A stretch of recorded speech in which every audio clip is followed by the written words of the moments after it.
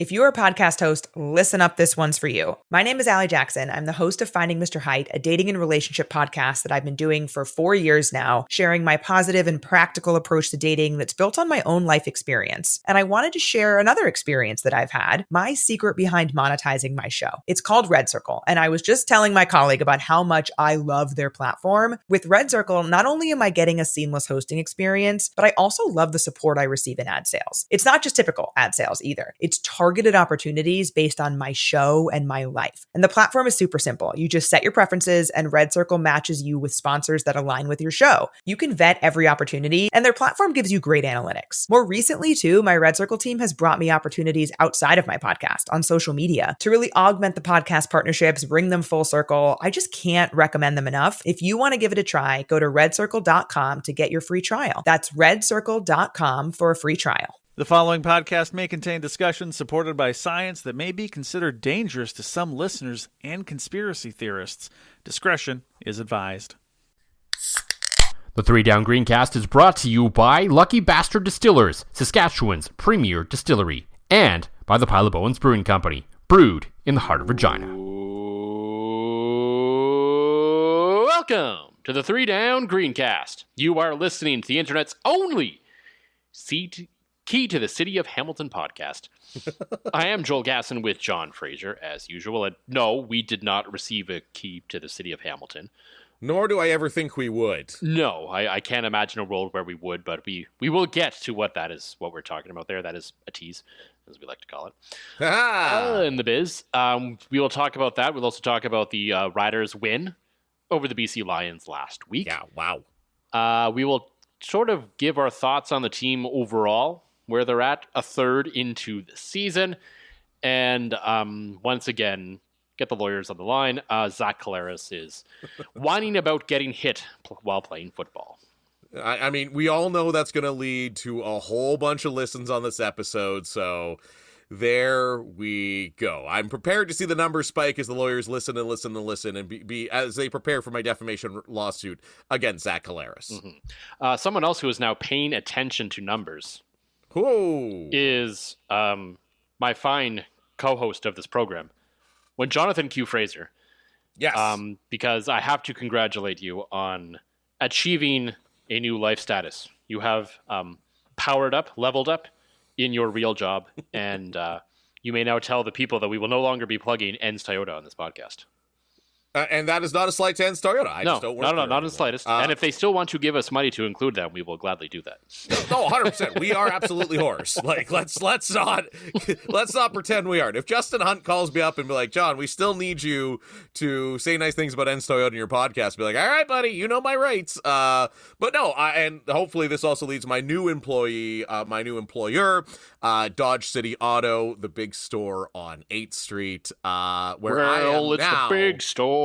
Bam, bam, bam, bam, bam, bam, bam. It's the big bad store tonight. Okay, I'm going to suggest that we actually work closely with Rock 102, especially Sully.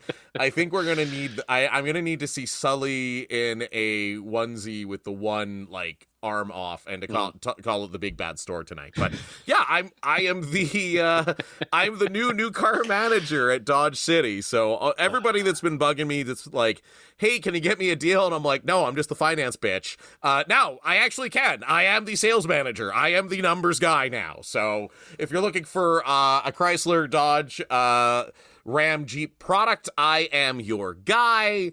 Especially if you don't want to go into any stores in Regina, you can come on up to Saskatoon. We'll make it happen nice and easy for you. Yeah, so we basically just had to let John get that off his chest because I would hint at it. I would be would. Like, oh, they really rammed the BC Lions. And I know your employer likes you being out and about and talking about such things. So yeah, that's which not everyone in every industry gets when you kind of do this on the side. That there is some added benefit to us doing this stuff. Not a ton, because I mean we have 7 listeners, so it's not like they're all going to suddenly go buy Dodge Rams tomorrow. But, exactly. But it'd be sure nice if you did. It's actually funny. It's actually in my employment contract from the parent company. So if you're getting a chance to work at an Auto Capital Canada dealer, it's right in the contract. It says you're welcome to do other things. We want you to be out there. Obviously, just, don't do it on work hours. So that's why we will never be recording like from my substantially large office at the store it's unnecessarily big. My office. It's like I've taken all the shit off the walls in my basement just to make it feel like home a little bit, because there's a lot of wall space.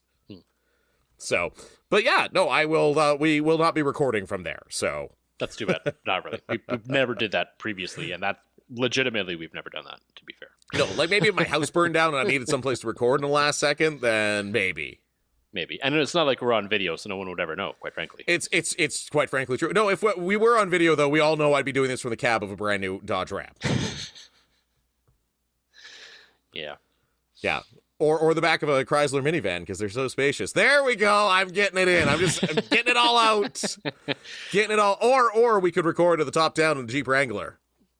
It might be a little windy. It is Saskatchewan, after all. That would be kind of cool, though. It would.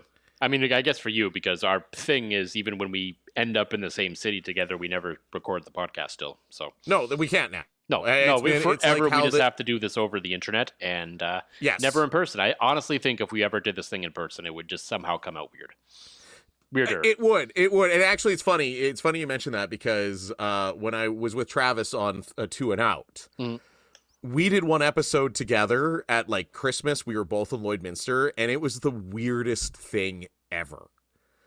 So I'm with you. I think this, A, it's kind of funny, and B, it's just a trend. The third one being that we have like one photo together in a decade plus of friendship. If that even. I don't know. We may have been coincidentally in like a shot that Post Media took of a scrum at training camp in Saskatoon, and that may be like the picture of us. That's fair. Other than of course us with the Colonel, which I wish you best of luck this Saturday, as I officially will not be there. Okay. Yes. I will be. As far as I can tell, the team is basically the same, except Greg will be joining us, taking your place. Yes. So we will try to defend the Colonel with as much might as we can. Hopefully Don shoots really low. Yes, again. Don, the boys are counting on you, buddy. Uh-huh. You said it would be extremely weird if we talked in person. It's also extremely weird. Something I learned this week. I like it. Yes. I had to go back a little bit there. I was hoping to pull it out at that point, but then we just kind of kept talking. I realized this week, so they're handing out a key to the city of Hamilton this week, and apparently there had only been one other time, as far as anyone knows, in the city's history. This is crazy. This had been handed out. And I know you know the answer, John, so there's I do, but it's so good. It's so good. I will give our fine listeners a few seconds to think about it. To be like, who do you think is the only other person until this week that has had the key to the city of Hamilton? Think about it really hard. There's been a lot of obviously a lot of people that have come through there. Like my first thought was like Danny McManus. Yeah, you would think probably for a lot of people like a Ty Cat or probably some NHL player from Hamilton. Right, Ron Lancaster, anybody on the 99 team, really. Like Paul Osbaldiston, they're going back on that one for you. Like Darren Flutie, like there's so many people from Hamilton that you're like, surely one of them has gotten the key to the city. So, coming in August will be Shai Gilgeous-Alexander, of course, the NBA superstar for the Oklahoma City Thunder, who is in rarefied air as a guy who won the NBA MVP and playoff MVP, which is like, no one does this, frankly. So the fact that a guy from Hamilton... It's like LeBron and MJ. So the fact that a guy from Hamilton has done this is pretty cool. Deserving. Yes, 100%. The other guy, apparently, one other guy, and it's a guy. One other guy. Has gotten the key to the city of Hamilton, and it is one, the only, Stone Cold Steve Austin. Now, you may be asking to yourself, what did Stone Cold Steve Austin do to deserve this? Like, did he run some charity thing in Hamilton? Was he there a lot? Did he at least win a really big match in Hamilton and drew a lot of people to the city? No, he wrestled there once. One time, I assume at the Cops Coliseum, and he lost to Kane. I assume he got the key before the show and everything, so it probably didn't matter if he won or lost. Obviously, it didn't matter if he won or lost, but it's just the story just gets so good on so many levels that, as far as we know, and I assume maybe Steve's been there more than once in like house shows and that sort of thing, but I assume probably Raw was in Hamilton once. And so they probably wanted to, sort of signify, sort of give some credit to the moment. Right. And so they gave Stone Cold Steve Austin, as far as we know, the first key to the city of Hamilton just for being there. Which is wild. That there's like no, there's like not even, there's like one photo I could maybe find that's Austin getting the key to the city. Like, obviously this didn't go over well, because when you Google it, even now with this story having been broken for almost a full week, there's like no photo evidence of this. Yeah. Like, and like it was September of '98, so it's not like cameras didn't exist then. Hell, we were even starting to peep into digital cameras. There's just nothing out there at all. But yeah, Stone Cold, the only other recipient of the key to the city of Hamilton. like okay, the story I saw this on Blue Sky. The guy responding to it, Matomic, he summed it up perfectly. Because he said, we're really excited because the reigning NBA MVP is accepting the key to the city today. The only other known recipient is Stone Cold Steve Austin, who wrestled here in 1998 and lost to Kane. And then that was just the quote from it, and he put, is literally a joke they had as a throwaway line for Leslie in Parks and Recreation. Like, yeah, that is a very Parks and Rec thing to do. Oh, yeah, in 100% would be. And now, so I've looked up that in 1998, the mayor of Hamilton, Ontario was Robert Maxwell Morrow. Which he sounds like he could be MJF's dad or something. Yeah, like, and he legitimately, like, in photos, like, you just gotta tell, like, that man liked wrestling, like, at least, especially during that age. I mean, it was 98, who didn't, right? Exactly. Middle of the Attitude Era, it was cool again. But Monday Night War is the whole thing, yeah. Oh, yeah, it was peak. So, I have a feeling that he was just, like, maybe it was, like, a re-election thing. I'll get that youth vote by giving Stone Cold the key to the city and then, like, forgot to tell Stone Cold. Maybe. Like, there's just this... Now I wonder if Steve Williams, his real name, actually has this plaque somewhere in his house. Just collecting dust in a bin somewhere, probably. I need a 30 for 30 on this. I do. I need to find out why this happened, where it happened, how Stone Cold got involved. I need somebody to interview Stone Cold right now and see if he even remembers this, right? Like, I doubt he does. There's no way he remembers this. This is absolutely wild. Like, because normally, like, when you're presented, at least I think, like, key to the city, it's going to be like this long, drawn-out ceremony. Like every press conference you've ever gone to as a newsie, that it's like every politician sitting there Dutch ruddering each other for 12 minutes. Or Hockey Canada. Never go to a Hockey Canada press conference. My goodness. You want to see some... okay. I'm going to cut myself off there. There are some Hockey Canada press conferences that are worth of covering, but more so from a news perspective than a hockey perspective. Right. But it's a whole lot of politicians. They're all talking... And, like, that's what I think when I see Key to the City. And I just cannot see 1998 Stone Cold standing for that. No. Like, even if he was paid to stunner somebody. I mean, if he was paid to be there to stun someone, there would be photographic evidence of that. There really isn't. There would have to be. That's why I'm saying that obviously didn't happen. But if that were to have happened, we would have had some kind of evidence from it. Like, the WWE would have video of that. Right. Yeah, somebody would have something. Yeah. Oh my goodness, that's a lot of keys to the city for Vancouver. Yeah. Apparently, in the replies to us, apparently, like, Toronto for a while was handing them out like candy. Like, apparently, like, everyone who lives in Charlottetown, PEI or something, apparently is already, like, born with it. No. Yeah. Oh my goodness. Yeah, that is. It's not a thing I hear much about anymore. I don't really know if cities really do all the the key to the city all that often anymore. Well, the last one for Saskatchewan was Weston Dressler.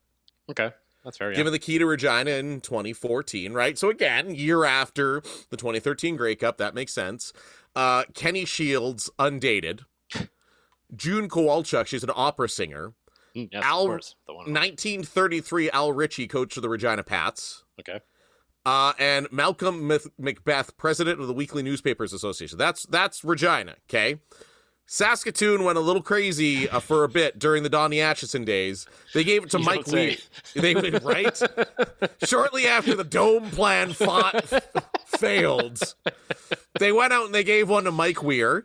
Okay. HMCS Saskatoon. Yeah, Mike Weir's from Ontario. Mike Weir is from Ontario. I know he won the Masters, but he's from Ontario.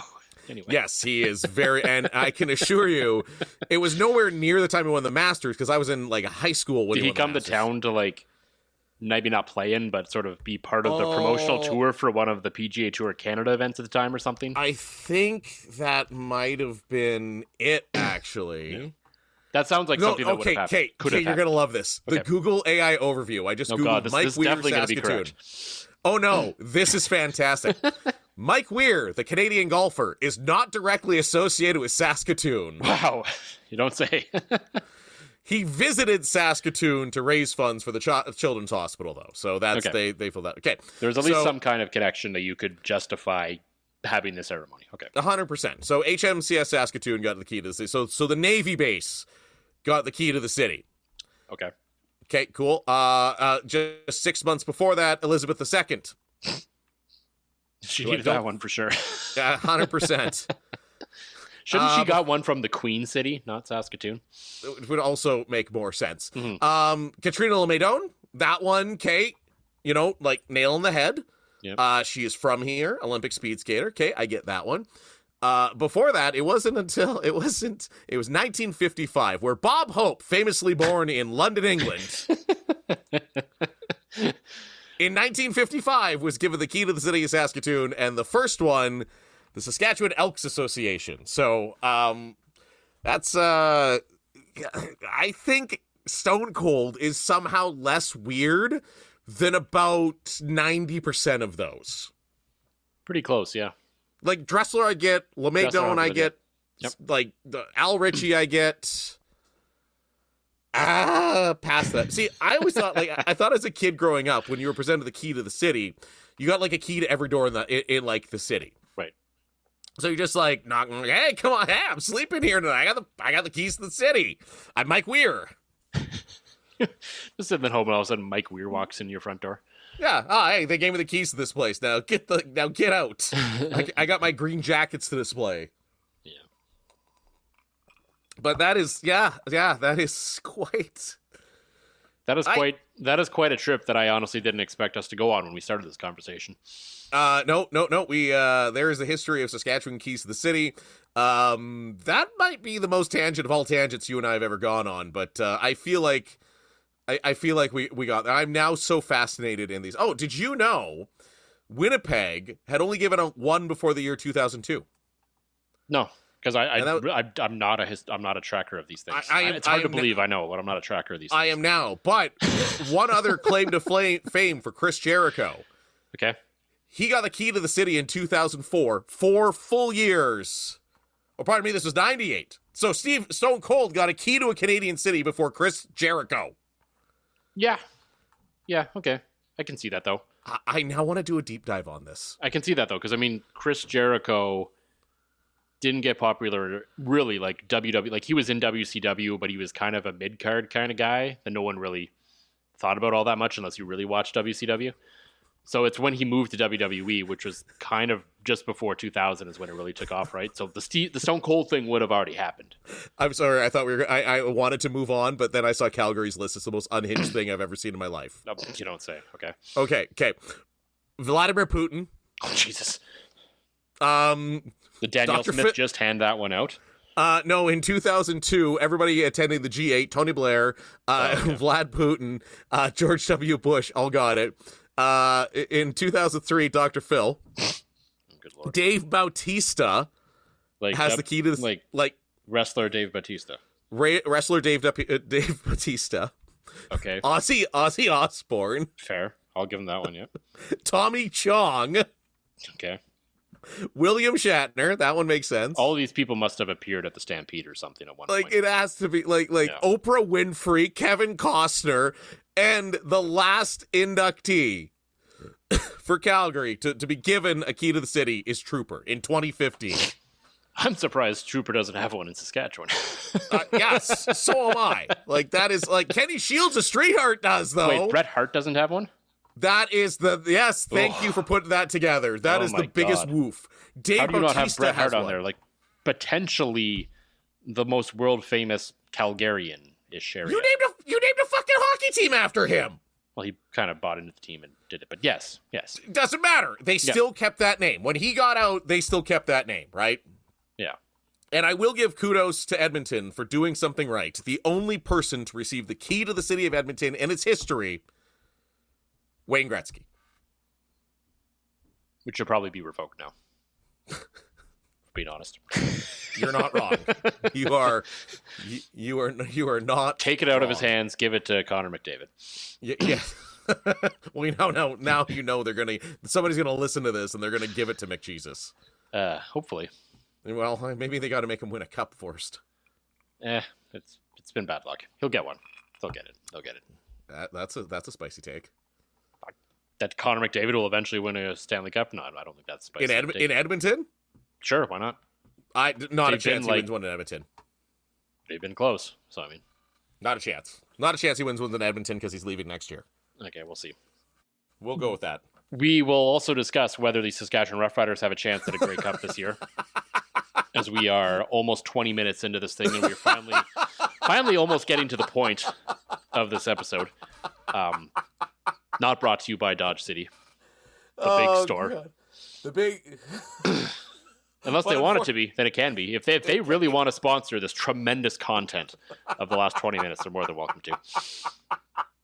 The Dodge City preamble. Oh, God. Do you think... Like, I feel like we need to apologize to Lucky Bastard and Pile of Bones for this one. Maybe. I mean, we haven't mentioned them through any of that bullshit, so... Everybody... I feel like everybody but Dave and Grammy have tuned out by now. For sure. No question. Yeah. So we will talk about the Riders' win over BC, kind of take a look at them through a third of the season, and talk about Zach Collaros whining once again. But as always, John, because you brought them up for the Pile of Bones Brewing Company, what is in the glass this week? Well, I was going to do a live... I'm still going to do a live on-air taste test, but that just meant I had more time to drink the scotch that my dad got me for getting my new job at Dodge City. Mm-hmm. So I'm passed into a glass of scotch. So now time for a live test of Rybernate Rye IPA from Sleeping Giant Brewing Company, just brought back to me from Lacey and the kids as they return from Ontario. So we're going to do a live test of Rybernate.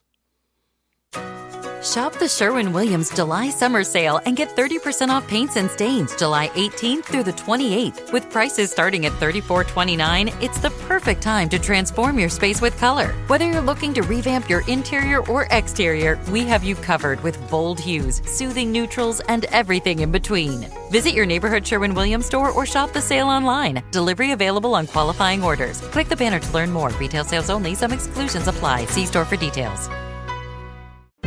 Life is a workout, and Smoothie King is here to help you power through.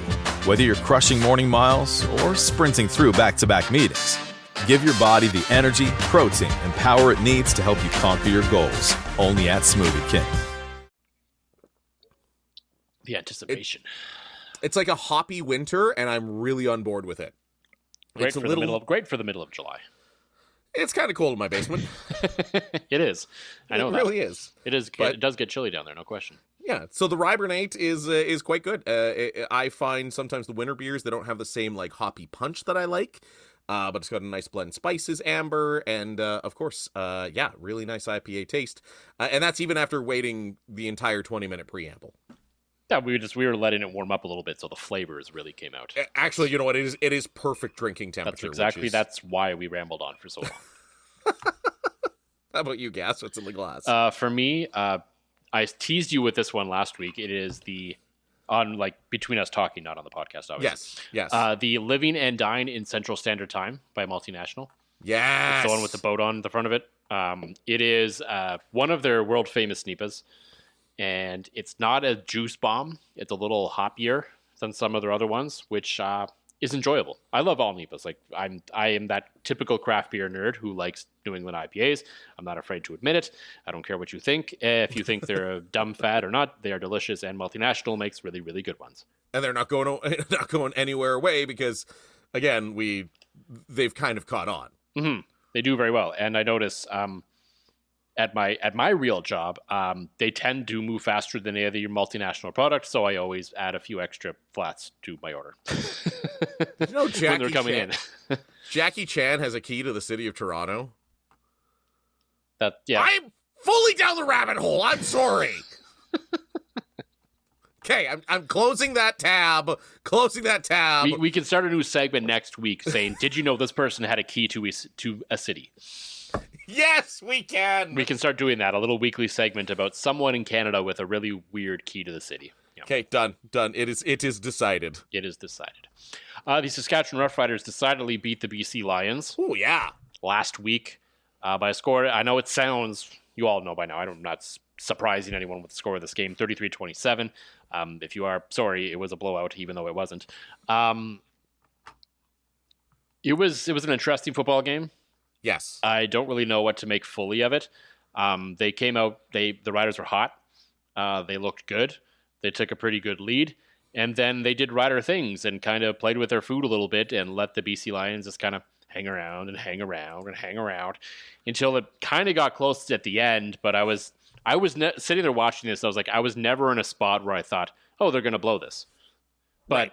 It just kind of, even as it kept closer and closer and closer, I was like, no, you just never got that vibe. And I mean, I guess that's a good thing. It's good that, you know, that like if you're a fan of this team, that they can control a football game in the way they did. But for as many points as were scored, it was also one of the most boring football games I've ever watched.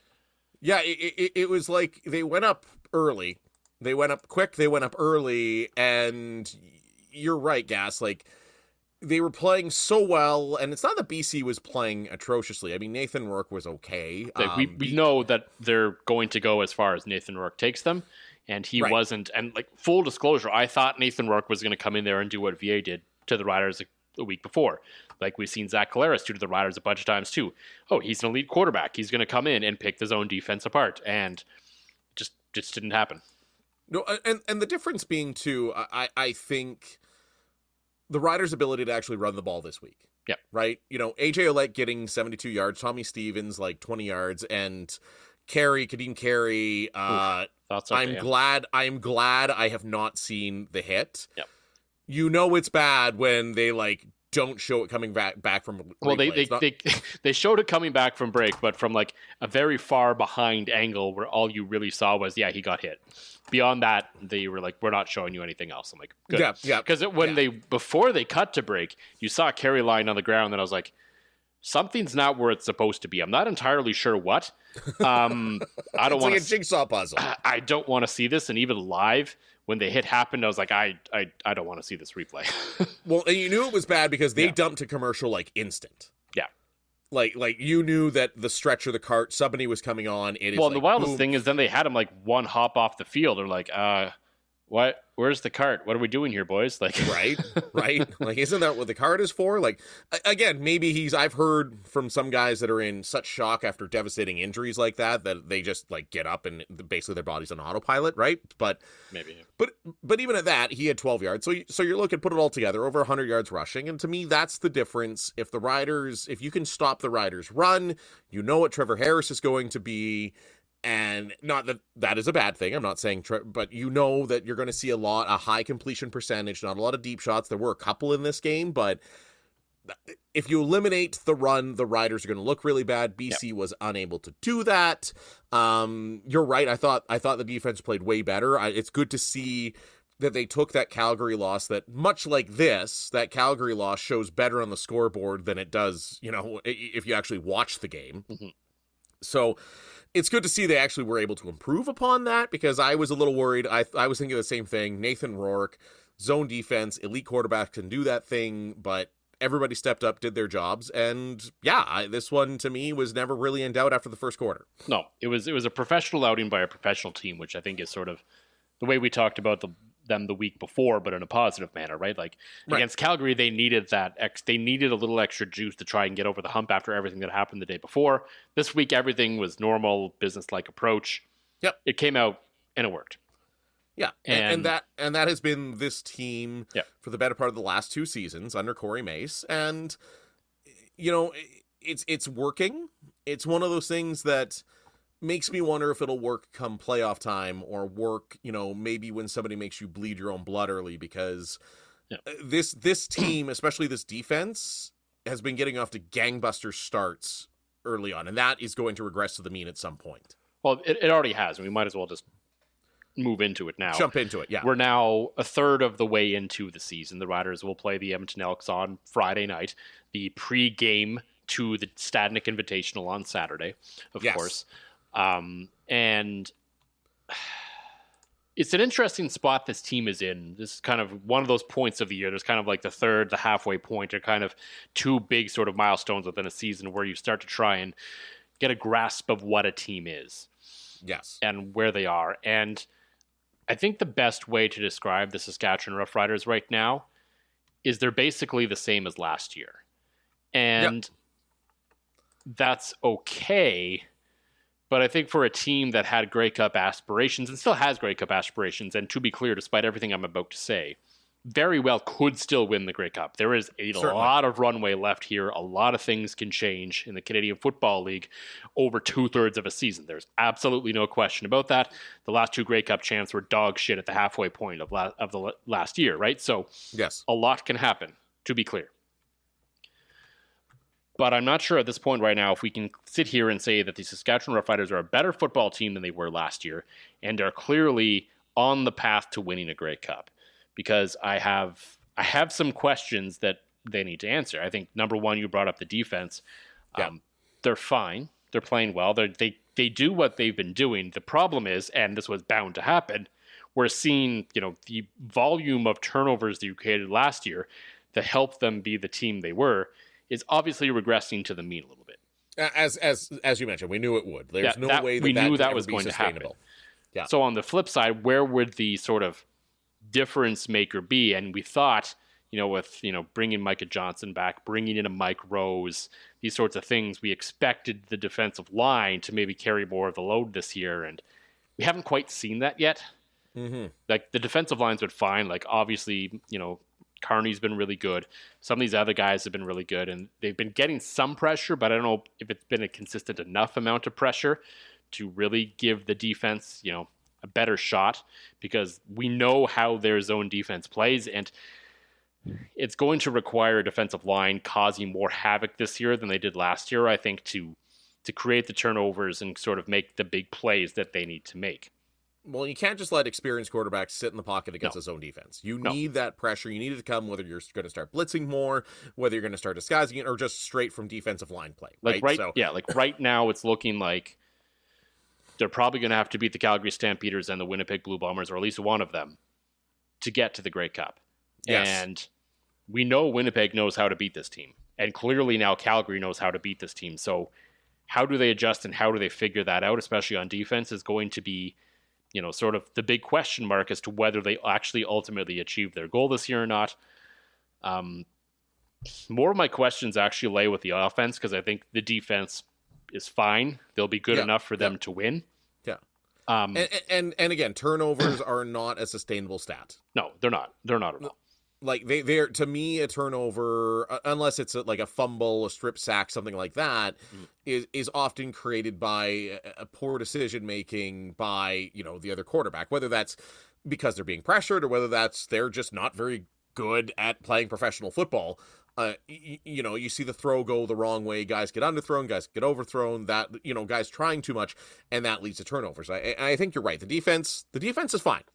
Yeah, and I think in this league, you just kind of have to be fine, right? Like, right now, going strictly on points against, they are third in the West. Now, again, they've played one more game than Winnipeg. So, I think, to me, the defense is, to quote Dennis Green, they are who we thought they are.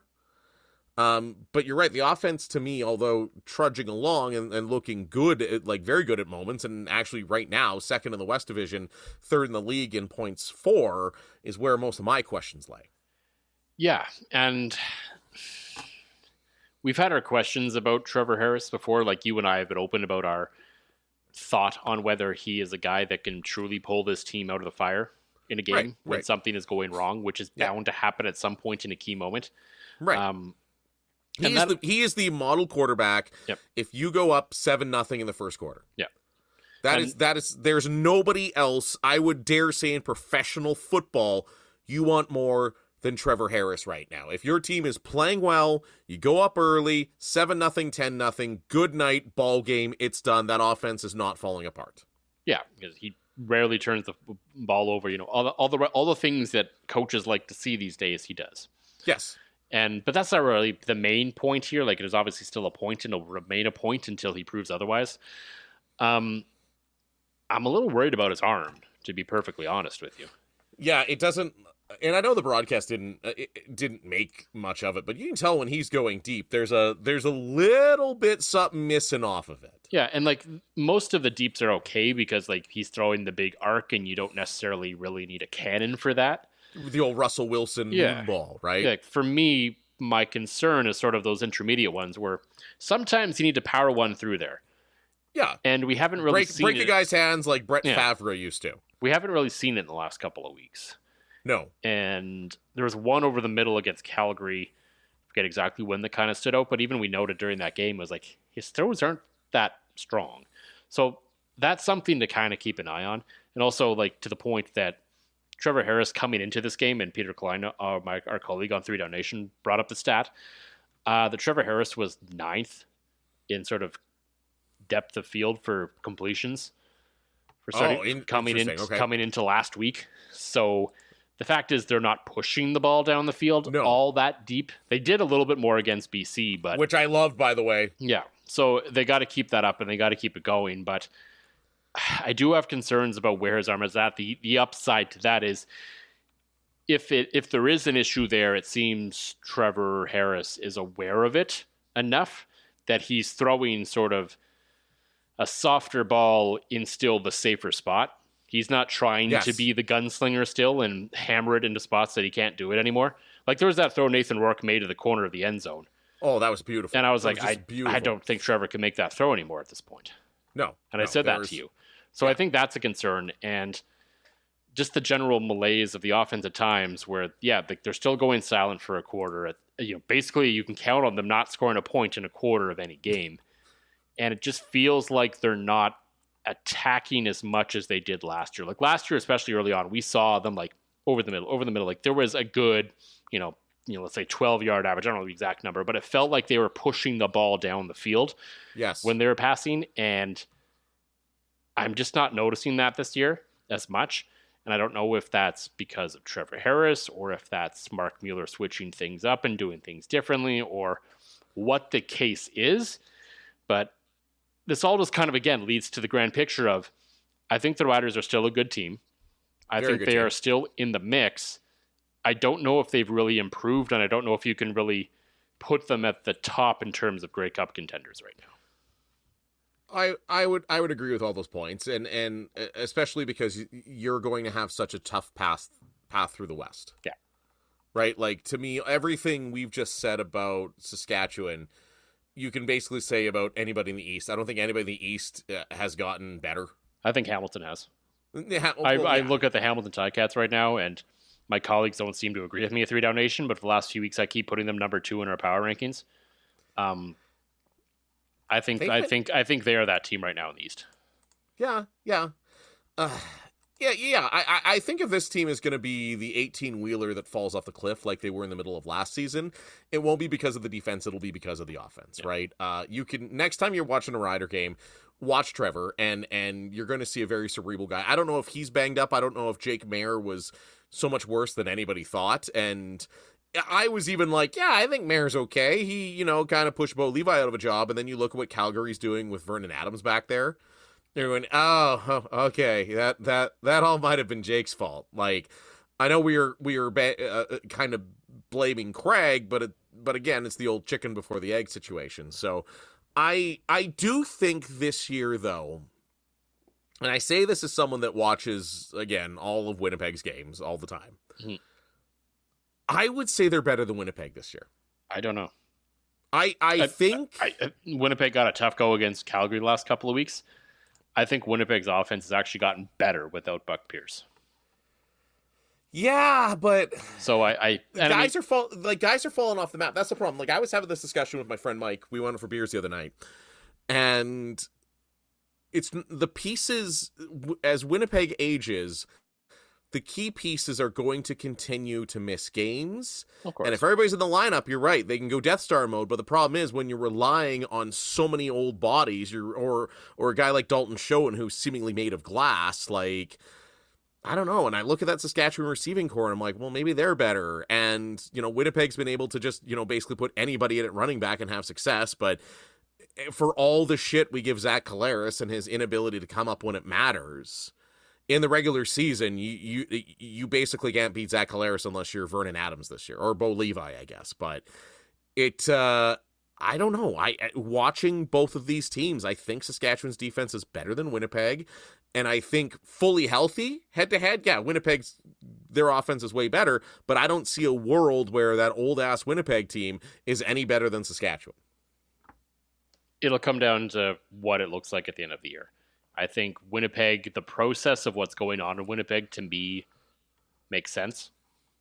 I think they realized last year that it you just have to float. You just have to tread water right now. That's what it feels like the Winnipeg Blue Bombers are kind of doing right now.